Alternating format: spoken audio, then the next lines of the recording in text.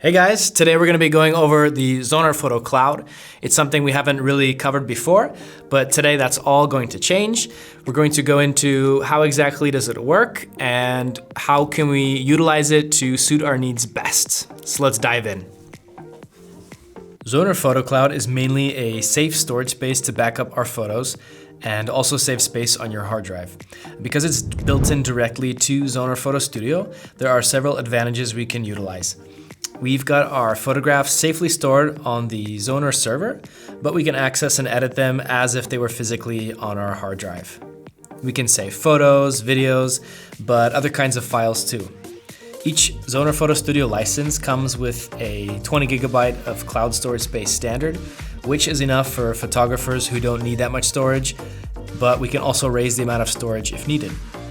There's several choices and it just depends on your preference and how much space you need. So how do you place files or photos directly onto your cloud? You do it the exact same way as placing photos into the catalog or into any other folder. Click and drag the particular folder or file directly onto the cloud, and notice the progress bar in the upper right hand side of the interface here. If you like keeping things organized, you can create additional subfolders. Just right-click on the Zoner Photo Cloud and select New Folder to create an additional subfolder. You can also share your folders with anyone that uses Zoner Photo Studio. Just click on the head icon next to the folder you want to share and enter their email address. Just make sure you're using the exact same email address that they have associated with their Zoner account. Once you're done, they'll be able to see the folder that you shared with them directly on their own interface. You can also adjust the size of the folder you want to share to control the amount of leftover space you have in your Zoner Photo Cloud. This means that you'll have control over how much or how little space any other user takes up on your cloud. And you can change that setting by just using the slider here. If you want to preview the photographs on your cloud when you're not connected to the internet, then you'll surely like that your cloud files can be added directly to the catalog. Just right-click on the Zoner Photo Cloud and select the option, Add Folder to Catalog. Notice that now when we open the catalog, it also contains our Zoner Photo Cloud. Now you can work with your photos when you're offline, but first we have to activate it in the settings menu itself. So click on the catalog preferences, which looks like this little sprocket right here. And then at the Zoner Photo Cloud photo folder, click on the plug icon and allow for preload previews for offline use.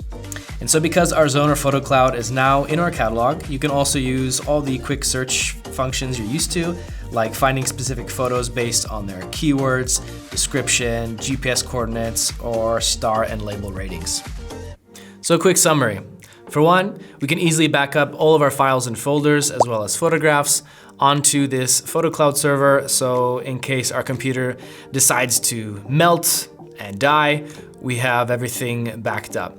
Number two, it's integrated directly into Zoner Photo Studio's interface, so it's very easy to use, access, and go back to it even in the offline mode.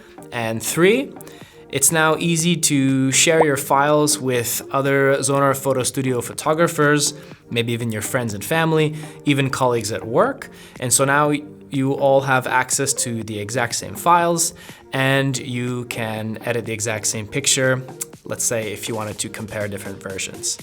The only thing that now comes to mind besides those 3 points is the fact that in case, let's say you accidentally send something to the trash bin, you can always come back to it because it'll be there for 30 more days, so you don't need to worry about losing something important just in case you accidentally do send it to the trash file. Okay, so that's it today regarding Zoner Photo Cloud. I hope it gave you some more general knowledge and tools so that you can easily utilize it to your advantage and use the Zoner Photo Cloud today. See you later.